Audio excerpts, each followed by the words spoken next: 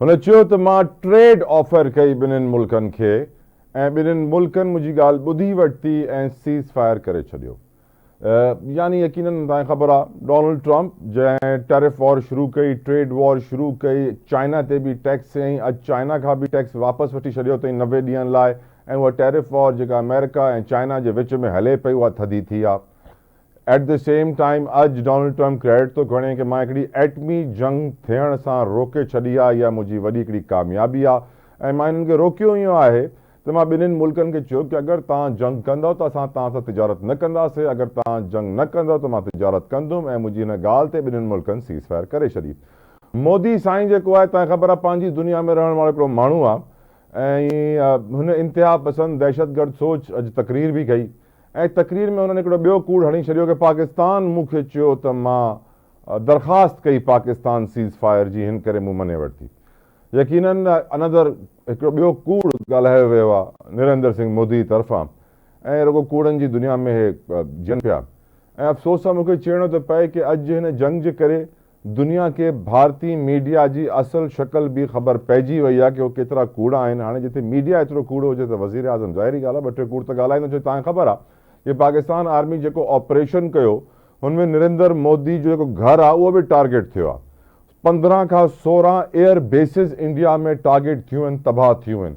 हुननि जा सप्लाई डिपोज़, हुननि जा रेडार सिस्टम, हुननि जा जेके टेक्निकल जंहिं IT अटैक थियो आहे, साइबर अटैक, हुननि में उनजा ग्रिड स्टेशन, बिजली जी सप्लाई, डेटा बैंक्स, अलाए केतिरियूं ऑर्गेनाइज़ेशन, मोर देन 75 ऑर्गेनाइज़ेशन हुकूमत जूं हैक कयूं वयूं, ऐं हुननि मां डेटा खणी करे ब्लैक मार्केट ते विधियो वियो। ऐं जेको डैमेज थियो इंडिया खे हुनजी का इंतिहा नहीं। उहो अहिड़ो हमिलो हुयो पाक फ़ौज जो, जंहिंखां पोइ अमेरिका वरी इंटरवीन करे, हाणे तव्हां ॿुधो कि डोनाल्ड ट्रंप साहिबु छा चयो।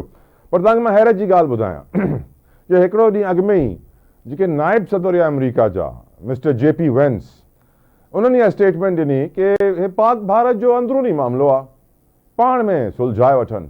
ऐं ॿिए ॾींहं ई डोनाल्ड ट्रंप अची करे ऐलान करे छॾींदो आहे कि मां सीज़ फायर कराए छॾियो। ऐं यादि रखिजो कि हिन महिल दुनिया में जेके हालात आहिनि, जीअं इज़राइल जी नस्लकुशी हले थी फ़लस्तीन ते, रशिया जी यूक्रेन ते जंग पई हले, अगरि वधीक जंगूं थियूं त हे वर्ल्ड वॉर 3 ठही वेंदी, जेको हिन महिल दुनिया अफोर्ड कोन थी करे सघे। ऐं दुनिया जेके वर्ल्ड पावर्स आहिनि, मां तव्हांखे हिकिड़ो इंट्रस्टिंग फैक्ट ॿुधाइणु चाहींदुमि, गौर सां ॿुधिजो। अगरि कंहिं, तव्हां सम्झो कि जेतिरा बि दुनिया में इंसान आहिनि हुननि मां अगरि बीमारियूं ख़तम थी वञनि त हिन वॾो फ़ाइदो थींदो दुनिया खे। हिन दुनिया जे वॾे फ़ाइदे में सभिनीनि खां वधीक नुक़सानु कंहिंखे थींदो, सभिनीनि खां वधीक नुक़सानु फार्मास्यूटिकल इंडस्ट्रीज़ खे थींदो, लेबोरेटरीज़ खे थींदो, हॉस्पिटल्स खे थींदो, जेके पैसो ठाहींदा आहिनि माण्हुनि जी बीमारियुनि खां। त हाणे पाण सोचियो कि अगरि बीमारियूं ख़तम थी वञनि इंसाननि मां त पोइ फार्मास्यूटिकल्स किथे वेंदा, वॾा वॾा जाइंट्स किथे वेंदा। हिन करे न चाहींदा कि असां अहिड़ी गोरियूं ठाहियूं, अहिड़ी मेडिसिन्स ठाहियूं कि माण्हू पको सही थी वञे, का बीमारी वरी थिए ई न। हिन करे इहो हले थो दुनिया में कारोबार। ऐं मां सम्झां थो कि अगरि बीमारियूं ख़तम थिए, कारोबार तक़रीबन हिन महिल जेको एस्टिमेट्स ॿुधाया विया आहिनि को $2000 अरब $2 ट्रिलियन सालाना आहे फार्मास्यूटिकल जो। हाणे अचो फार्मास्यूटिकल खां अॻिते, फार्मास्यूटिकल खां बि कई गुना ताक़तवर वॾी पावरफुल आहे वेपन्स इंडस्ट्री, जंहिंखे असां चवंदा आहियूं असला साज़ सनत। जेकी वेपन्स इंडस्ट्री आहे, जेके डीलर्स आहिनि, सप्लायर्स आहिनि, एतिरा पावरफुल आहिनि कि तव्हां सोचे बि कोन था सघो। फार्मास्यूटिकल तो हलो $2000 अरब जे क़रीब आहे न।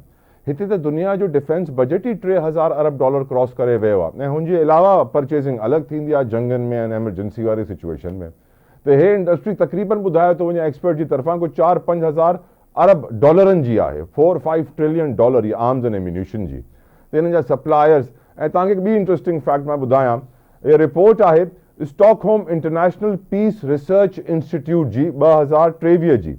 ऐं हिन ॿुधायो वियो आहे कि 2023 में जेतिरो बि जंगी सामान सेल थियो, ख़रीदो फ़रोख़्त थी, हुनमें 50% सामान मेड इन अमेरिका जो, USA जो ठहियलु हुयो। 2023 में जेके टॉप 100 कंपनियूं जंहिं बिज़नेस कयो आर्म्स एंड एम्यूनिशन जो, हुननि जो प्रॉफिट आहे $632 अरब, $632 अरब, जंहिंजो ऑफकोर्स 50% गोज़ टू अमेरिका। हाणे तव्हां पाण सोचे वठो कि अगरि दुनिया में जंगूं ख़तम थी वेंदियूं त पोइ इहे असला साज़ कंपनियूं किथां पैसा ठाहींदियूं, हे एतिरो प्रॉफिट किथां आणंदियूं? अगरि पुरानी बंदूक पई आहे ऐं इस्तेमालु कोन थींदी, न पुराणो मिसाइल थींदो, न पुराणो ग्रेनेड थींदो, न पुराणो रॉकेट थींदो, त पोइ नवां कीअं खपजंदा? त इहे बि एक्सपर्ट्स जो एनालिसिस आहे त दुनिया जी वेपन्स इंडस्ट्री नथी चाहे कि दुनिया में जेके डिस्प्यूट्स हलनि था उहे ख़तमु थियनि। स्पेशली जॾहिं डिस्प्यूट्स जी ॻाल्हि ईंदी आहे त ऑफकोर्स हिकिड़ो त असां ॾिसूं था पुठियनि 2-2.5 सालनि खां जेको नस्लकुशी फ़लस्तीन में थिए पई। ॿियो इम्पॉर्टेंट इशू फॉर पाकिस्तान आहे मसला कश्मीर। हाणे कश्मीर जो मसलो जेसि ताईं हल कोन थींदो, मां नथो सम्झा को permanent solution between these two countries India and Pakistan ठही सघे थो, अची सघे थो, पर let's see, time will tell. Discussion का आगाज़ कर